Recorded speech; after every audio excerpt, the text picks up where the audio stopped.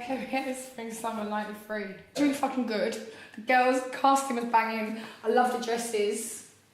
And do you know what? It was the first time I saw a fashion show that I got. It wasn't like looking at a fairy tale, or it wasn't looking at some minimal stuff that I thought was really nice and all different shades of white, but could never really kind of didn't relate to it. It's the first show I saw that I was like, they looked like girls that I wanted to be, or that I was at that time, because at 13, you know, we were going up Kensington Market, buying little tea dresses and wearing little DMs with jeans. So it was, yeah, the first show that I felt kind of represented me as a young person, I suppose.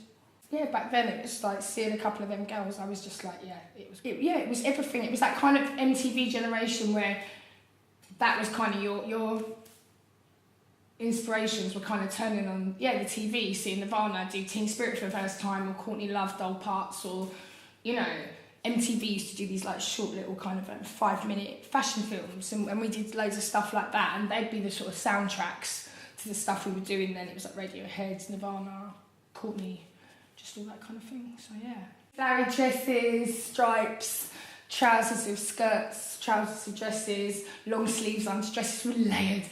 What was it? It was Susie Menkes. It was awful.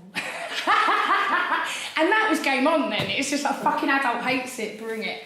Simple, you know. Sorry, Suze. But yeah, it was kind of like any teenager's dream. Your mum going, you ain't going out in that, so you just put it up a bit shorter, or, you know, make the hole a bit bigger because you're just a little shit, you're young.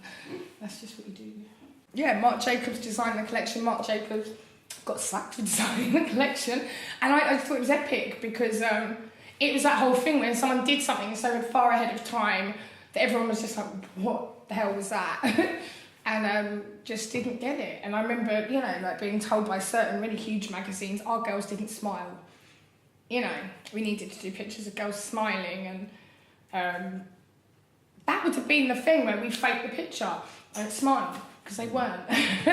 So, you know, that was it. It wasn't the reality. It wasn't that they were sad, it's just, you know, we didn't sort of skip down the street like with cherry blossom falling at our Converse. And we didn't have to do anything. I mean, it was all that kind of really fake time of really big girls, really unattainable, intimidating fashion, intimidating women, intimidating photography. You know, there was no relation. You know, no one was representing me.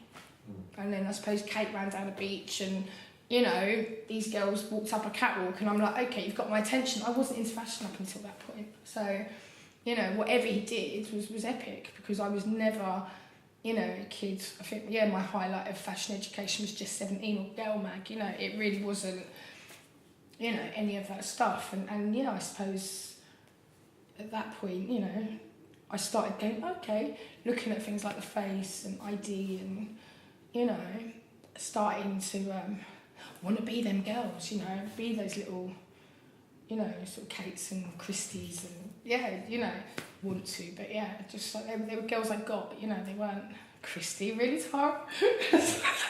Even the girls aren't straight on. You know, I love it, I love it. You know, even the girls, every girl had their own character. They don't do that thing where they all walk exactly the same way with the same expression. Imagine your kitten got killed, or imagine, you know, you just see your dad for the first time and they go, you know, at the end, it's just still that crap where you just go in and you see what they've put on the board. The girls all had their own personalities. And that was kind of what was lovely about it. It wasn't just like a diatribe of the same girl with a mullet, or the same girl with a grumpy face, or the same girl, you know, with a high cheekbone. You know, all the girls in that show were just completely different. And I think that was kind of lovely, because, you know, even then, like, you know, you wanted to do that thing, but you wanted to do it in your way. So, you know, you'd have your little tea dress or whatever, and you'd rip the sleeves off and cut it really short, or, yeah, put a little stripy t-shirt under it, or your brother's cap, or whatever it was, to make it your own. And I think what Marc got in that show was all those girls had that. It's beautiful, it's lovely, and all that layering. I love just the fact that it's just, you know what, it's a type of way that the show is put together and the way the clothes are put together. It's like if you thought about it, you'd fuck it up. You've just completely got to go and just walk away, because you can't tie that shirt like that twice. It just didn't happen. You could spend 4 days trying to tie that shirt again. It's one of them things. But then, yeah, turn the little cuffs up or whatever you're going to do, then you crack on with it to make it a beautifully styled show. But I just think it felt really, that was the beauty of the show. The collection was lovely, all the plaids and the flowery stuff and the stripes, everything was lovely. But then just how it was kind of thrown on, it was you could tell that, no one did it twice. Or if they had, well done, because it didn't look like it's been done twice. I love the fact it's playful, and it's not got a middle finger up, but it caught everyone's attention. It caught everyone. You know what? It's like whether it was like, oh my god, in this negative way of he doesn't know, sack him. It's awful. Whatever that awful reaction was that he got, it didn't matter because it was a reaction that kind of caught people's attention in a time where. It was just really boring, I thought. So it's good, it woke fashion up.